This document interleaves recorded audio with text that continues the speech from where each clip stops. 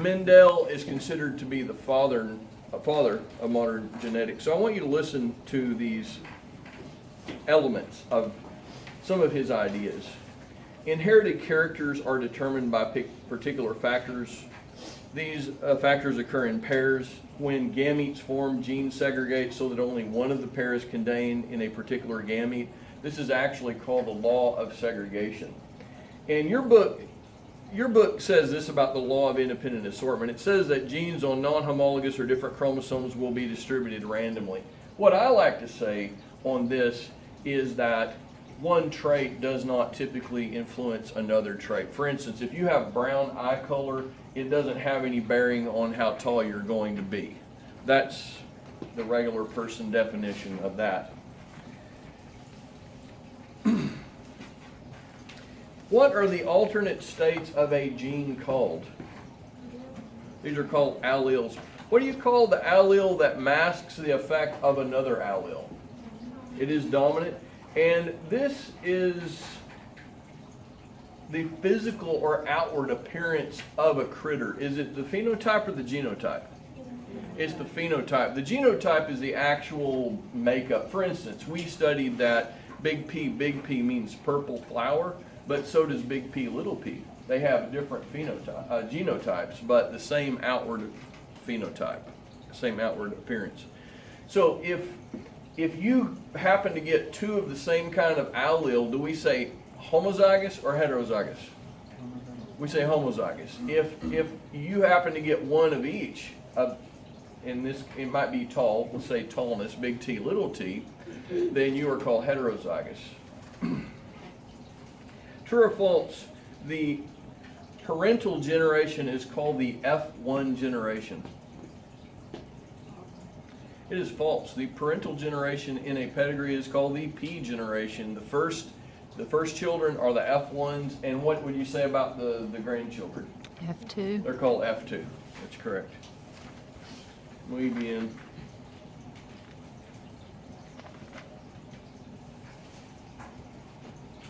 Let's talk about blood types for just a minute.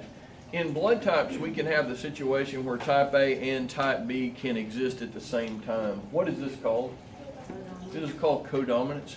What do you call the aggravating factors on the outside of a blood that might aggravate an antibody? They're called antigens.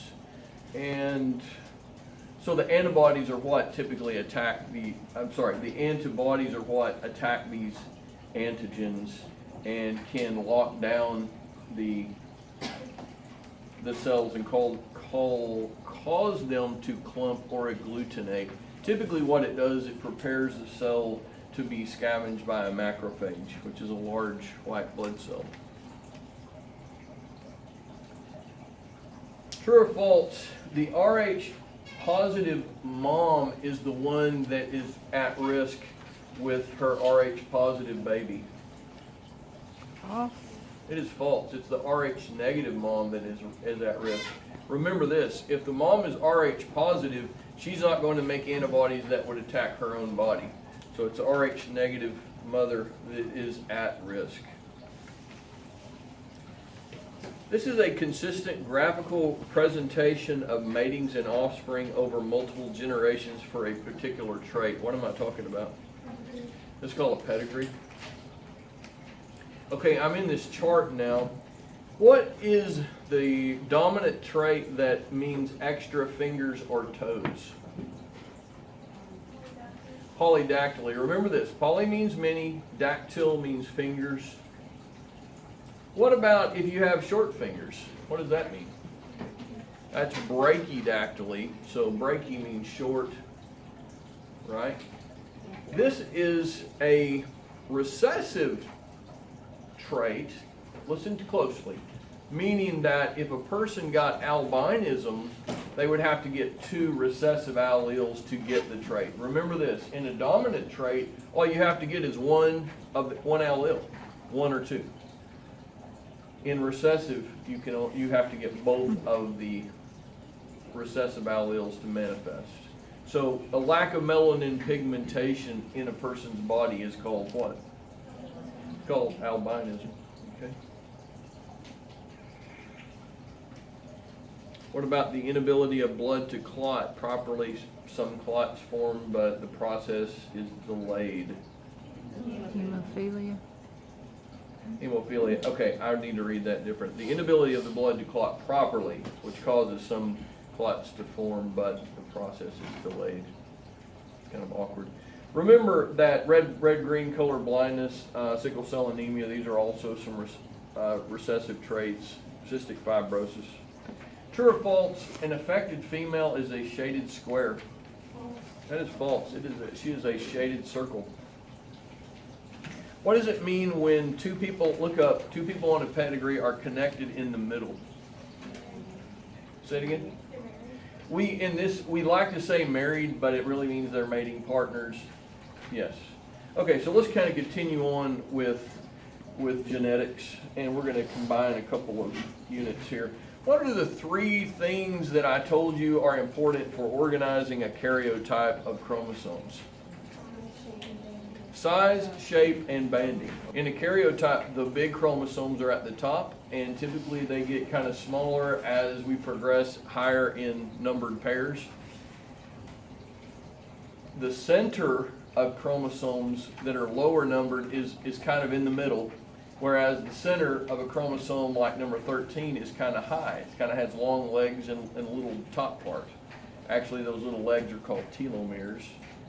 And then the last thing is banding. So banding is used to form a karyotype. What is the example in your book where there are three number 21 chromosomes? What is that? That's called Down syndrome or trisomy of 21. It is the most common polyploidy. Let's talk about non-disjunction. It says when homologous chromosomes fail to separate properly in meiosis 1. What is it called when a female has an X chromosome but she's lacking the other X match? It's called Turner syndrome. What if a female has 3 X chromosomes? It's called poly X or triple X. What about a male that has an extra female chromosome? It's called Klinefelter. And then what about the one where a male has an extra male chromosome? It's called Jacob syndrome. Okay. This is called egg production. Is it oogenesis or spermatogenesis? Oogenesis. It's oogenesis. This is called sperm production. What am I talking about? Spermogenesis. Spermatogenesis. Very good.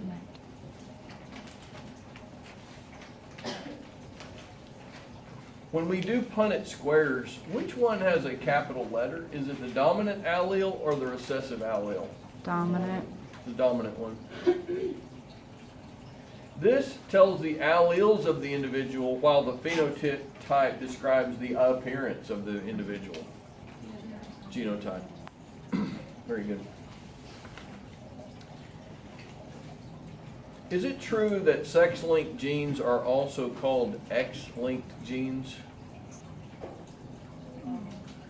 It is true, and it's because there are some genes that are carried by the female and usually only manifested in the male. The one that we have in our book that we did a Punnett square on is color blindness.